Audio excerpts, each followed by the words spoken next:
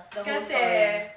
actually, si Sheena yung nagkamali. Nagkamali siya ng spills na sinabi The niya. date. Kailan yung concert namin? Sa Cebu. Sa Cebu. Sa Tapos, radio to, so sa kailangan, radio guesting. So, tapos, etong si Joanna, nag-usap sila ni ate ko, nasa gitna ako.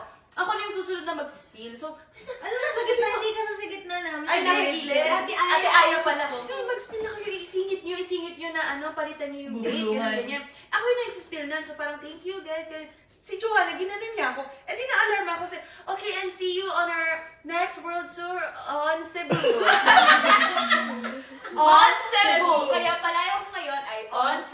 At ito naman, Ay, Ate Jo. Ano to ka, Ate Jo? Basta meron kaming interview. Tapos, ang interview ngayon, si Andrea. Meron. English! Bayan. So we had an interview and then the interviewer asked us that, like, is it a big deal that you guys performed in Coachella, blah, blah, blah. And then, No one was answering. No one was answering. I don't know why, but we were like waiting for someone to answer. And then, thankfully, Ate Jo answered. But she asked, Di ba yung naka-sign kay Jo? Hindi. There's no sign kasi casual. And then she said, well, it is a big deal. Wait!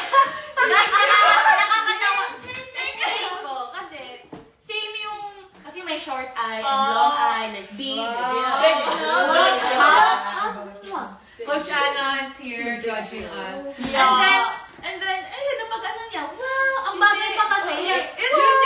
Yun yung mga moments na nagsalita ka agad kahit wala kang masagot. Wala kayo sagot, nagsalita lang yung may dead air. So, siya na gano, Well, it is a big deal. As in, ganun ka agad. Wait lang, tapos lahat ka ganon. Tahimik. Tapos nakain ko yung buhok mo.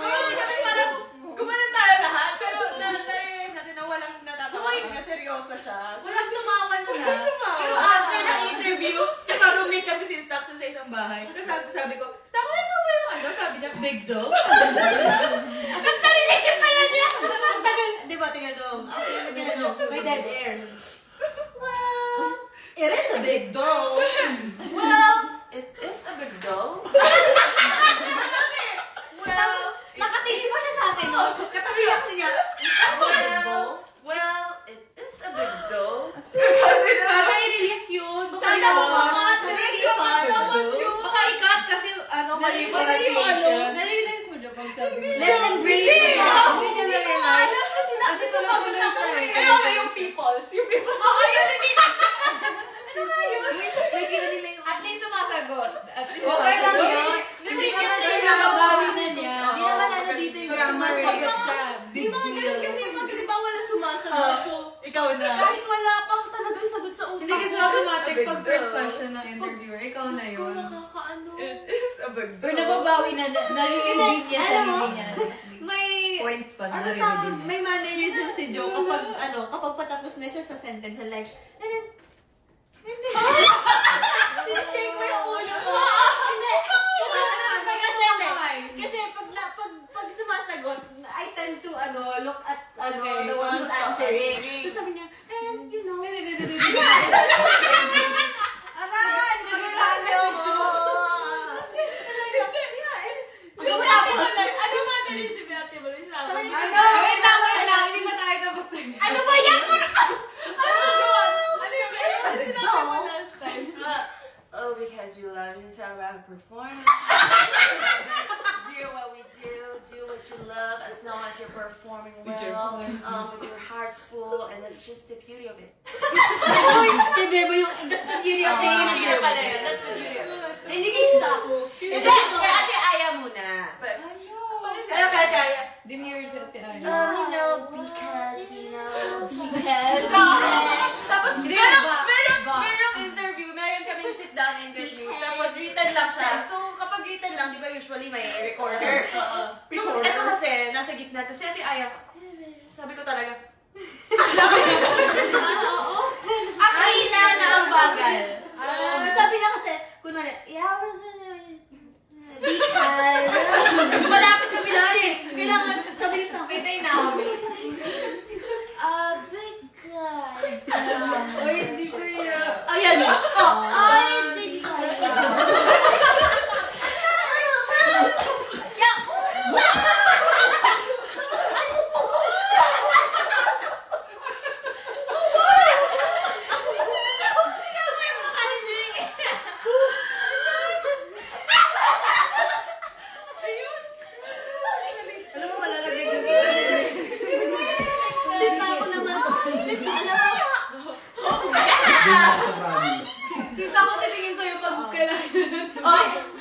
guys, so... Hindi, ang taas ng kaysa ko. Yeah! Imagine ka rin sa billboard. Gusto ko mahilig magpasa yun ng ano sa Pag wala na akong maisip. Yung sa billboard, yung di ba may kaya yung nag ano sa Miss Regine Velasquez. So, pag Ate Maria at Ate... From the top. Paano sila? Paano Yung sila? ano kasi, nung billboard, Philippines. women- Yeah, women- women in music. kami yung ano kay Miss Regine. So si Mika at si Ate Ay yung nag-award. So parang, ladies and gentlemen, Miss Regine Velasquez. So sabi namin parang ganyan eh. Sobrang demure. So sabi nila Sheena, paano kapag si Stako tsaka si Ate Malay yung mag-ano? Magandang gabi sa inyo lahat! Let us all welcome Miss Regine Velasquez! Sobrang formal mo yun. Oo. Paano yun yun? Mas malalaman. Okay, roommate reveal daw. Yung